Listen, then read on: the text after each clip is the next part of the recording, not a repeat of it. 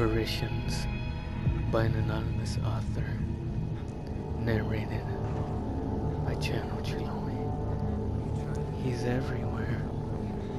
Whenever I look at a mirror or through glass, or in my dreams, he stands there, looking at me with his unnatural face, the unnerving expressionless that is his. I've dreaded every day, one at a time, and it has been the cause, perhaps not quite though, for there is nothing to fear but fear itself. But then again, I fear that he is fear itself. I don't know why he first appeared, but it was after the day I was called in to investigate a chain of events at the narrates hospital for the mentally ill. Basically, it was an asylum. I was a detective at the time, a fine job for my years, and this was a unique case assigned to me. You see, 5 strange things were happening. I could not, as I walked through white corridors that smelled familiarly strange, but be utterly baffled by the string of events that had been recorded. Could this, I thought, truly be the work of something, well, human? It didn't seem so, at least not yet. Miss Campbell, I knocked on the office door. A strange, pale woman greeted me. She wasn't in hospital in the least, and she even offered me some coffee because I must have seemed weary. Her blue eyes, however, kept me out in the darkness. Everything about her blended in with the atmosphere about us, cold and sanitary. Finally, I brought up the matter. Miss Campbell, what do you have to say about the murders in the asylum? I put the coffee down and looked in her blue stone eyes. Why? Am I a suspect? She asked me in an oblivious southern accent. No, ma'am. We just need to interrogate the authorities. Well then, you can call me Helen. Pleased to meet you, sir. I realized that I was being overly formal. Jack, I said, smiling, then reminded her about the matter at hand. I did not receive much information from her, just everything I had already known. Helen told me I could interview the patients there if I were especially careful with them. I did not like the idea of strapping someone down in a chair and demanding answers, even though quite a bit of my job depended on it, so decided against it. But then again, the patients were the real victims there, or perhaps the cause. I walked out into a strange white corridors again, unsure. I decided to investigate the bodies of the poor victims instead, as they may have been a clue. And sure enough, there was one, a black shard of something embedded in a symbol that was protruding from a man's left cheek, shining ominously. I took it away from him for an analysis. Apart from that, there were no other leads, and I decided to call it a day. By the time I got to the station, it was closed. So I took the shard with me. No harm done, right? That night, I had a dream. I was in the middle of darkness. While I was able to see everything before me, I thought I was alone, until I saw a boy. He must have been in his late teens from the look of him. His back was turned, and all he wore was a black coat. A sort of seen monk or priest wear at a church. His short black hair was rough but controlled. I could see a bit of his pale skin, but nothing more. Suddenly, as if he sensed my presence, he turned. The boy had not much of a face. Instead of having all his facial features, he only had a mouth full of teeth. Teeth as sharp as knives. Two symbols were glowing red in the place of his eyes. The symbols, I realized, were the same as those victims had. He leapt at me, teeth bared, and as you can always count on the real world for saving you, I woke with a start.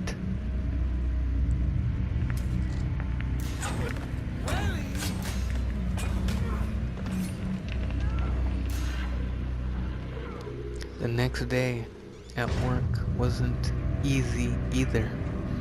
Everyone on the case seemed hostile towards me, which was not a surprise because I did have a few disputes with them in my early days at the police force.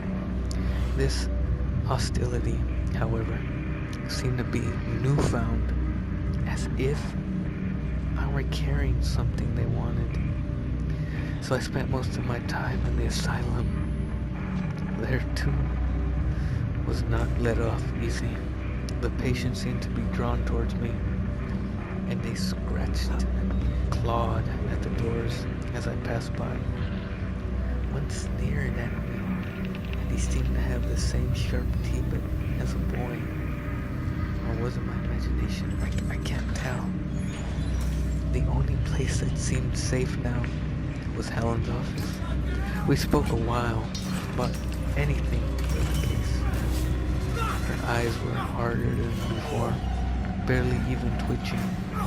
The thought of the cursed object crossed my mind. I shrugged it off, but then I realized that I had not given it for research.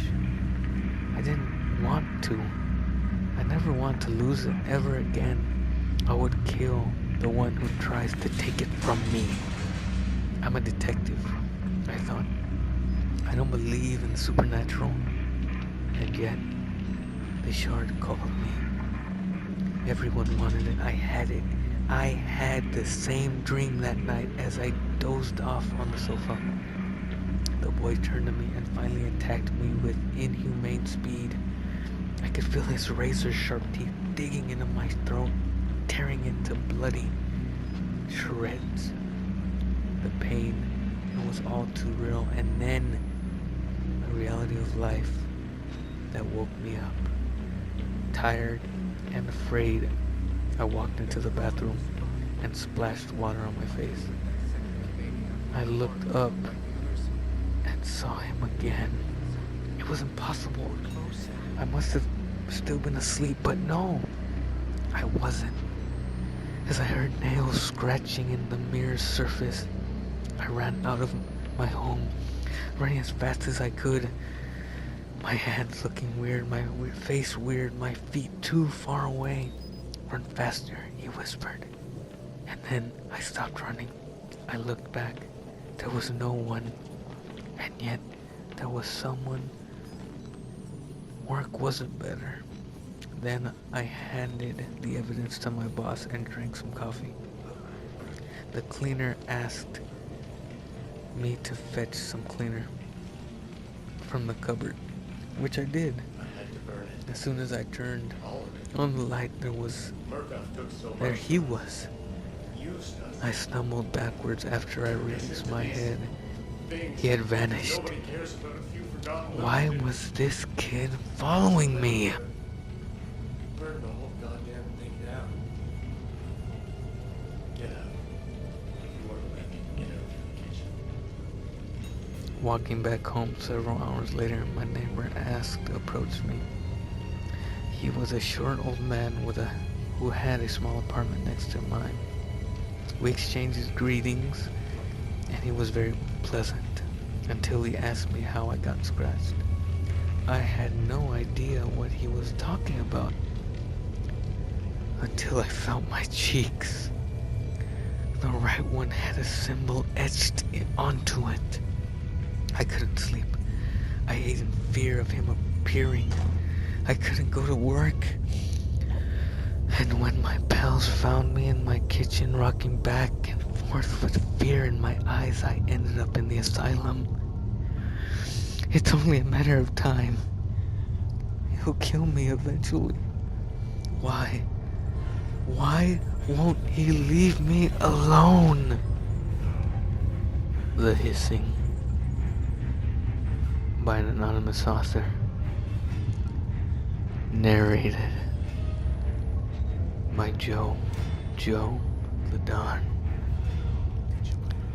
Patrick Stockman pocketed his sunglasses into one of his black suit's pockets as he walked into the down-wagged Memorial Hospital. Stockman glanced around, staring at the various nurses walking around the hospital until he was able to decide on one. Hello? Do you know where I can find Steve Grindelwald? The dark-haired nurse pointed down the hallway. He's 2 rooms down and on the right. Thank you. Patrick followed the nurse's directions and came upon a small room that didn't contain much more than a hospital bed, a privacy curtain, and a couple of machines that kept the man alive. Stockman looked down at the man. He certainly matched the picture of Steve Grindelwald that he'd been shown earlier, although he was worse for wear. Stockman closed the privacy curtain, walked over to the window, and pulled down the shades as the man in bed slept. As Stockman was moving a chair toward the bed, it made a scraping sound against the floor, which woke up the room's other occupants. The occupant of the hospital bed jolted upright when he saw Patrick Stockman. Who the hell are you? I'm Agent Stockman, FBI, he said as he reached into his suit pocket and banished his FBI ID. Well, what? What do you want with me? I want to hear your story, Mr. Genwell. You ought to be real good at telling stories, considering that you write for the Moonlight Report. Alright, 2 months ago I brought a laptop off Craigslist. It was already a few years old by the time that I had purchased it. I can't recall the brand, but I think it was an Acer. It's a lot more bulkier than the laptops they make nowadays.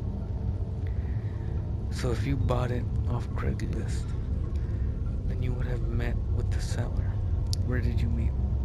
We met up in Walmart parking lot. Did the exchange there, security and all of that. This is very important, Mr. Grenwell. Describe the seller to me to the best of your ability. The man that sold me that laptop was Caucasian, bald, and bearded. The beard was something that you expected a stereotypical lumberjack to have. I need more to work on than that. What about his height, his weight, anything? He was tall and heavy, at least 6.5 feet and about 240 pounds. I felt intimidated by him, to be truthful.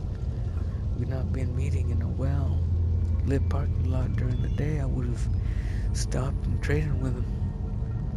Although, he was polite and cordial. His voice sounded off and constantly changed. He sounds like quite the weirdo.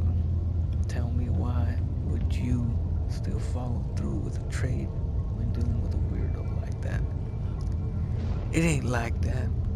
I wanted to, but I was pretty desperate for the laptop because I had a story to write about a bad oil spill which would necessitate some travel. Oh, he also wore overalls. I paid him the $500, prayed that they weren't child pornography on the laptop, and went home. That's all I did. Teen Walk paused and His mouth hung agape, and his eyes began to shut on their own. Patrick snapped his fingers near Steve's face and placed a hand on his right shoulder. Come on, Steve, stay with me. You got a story that needs to be told. Where was I? Grindelwald asked weakly. You had just finished describing the man who sold you the laptop and hadn't made it home. Oh, I got home and charged it. After I had finished charging it, I turned it on and began typing. It was during the first session that I noticed a strange hissing sound. Almost every time that I had stuck the key, I brushed it off and figured it must have been the computer working extra hard to stay cool. The dark-haired nurse from earlier opened the privacy curtain, interrupting the story and peered in. Sorry to interrupt. I just wanted to make sure that Steve was doing okay. She said, Mr. Grindelwald is doing fine. He's getting a tad bit sleepy though. So, good to bow out pretty soon. I just want to finish. Listen to the story and then I'll be on my witness, responded Patrick Stockman in his most charming voice. Everything's fine, Maggie, replied Steve Grimmo. Maggie nodded, apologized for the intrusion, and shut the privacy curtain, which left the two men alone again. Please continue, Mr. Grinwall. As I said before, my laptop got to where it would overheat.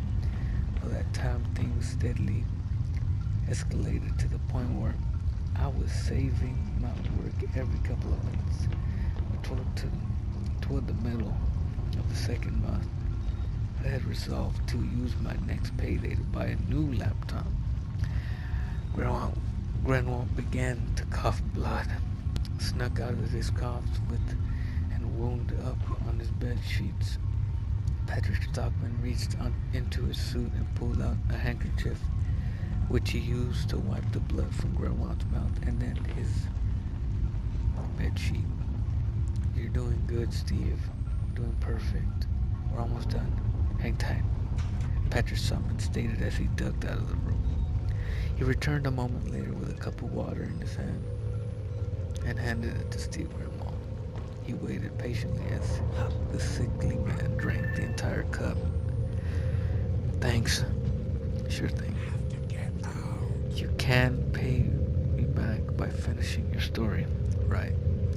It was near completion. My article on the oil spill when disaster struck.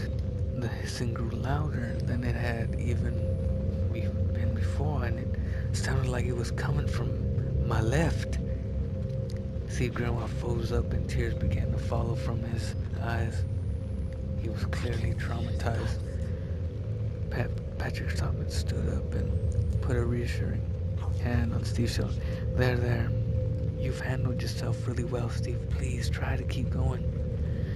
I looked over to my left of my laptop, but just in time to see a small black snake lunge and sink its fangs into my left hand. The hand I was typing with at the time. It had been living in the laptop the entire time? Yes, I had a snake living inside my fucking laptop. I don't recall much after that. I barely remember fishing for my cell phone from my pocket and calling an ambulance. Let me guess, the species of snakes was an undiscovered one, and because of that, you weren't able to receive any anti-venom. Yes, it cost me a lot. Tinker paused and lifted his left arm out from underneath his bed sheets and revealed a stump where his left hand used to be. Antibiotics only go so far when dealing with a narcotic venom, Patrick remarked while shaking his hand. Could have been a hell of a lot worse. Could have been my dominant hand. Doctors told me that. Likely crawled in there to keep warm as a snake tender. Like that sometimes. I wonder if That man had put the snake in there. That's what we believe to be the case, Mr. Grenoir. The individual that you describe matches that of a known bioterrorist who had been modifying wildlife and releasing it into the United States. Thank you for help. Sure, I see Grandma paused, his eyes started to shut against his own will. Blood began to pour from his nose. Agent Stockman pulled out a handkerchief and used it to wipe the blood from Grandma's nose. Stockman threw open the privacy curtain and began to shout for the nurse. Stockman didn't stick around to see the end result. Did she know all too well?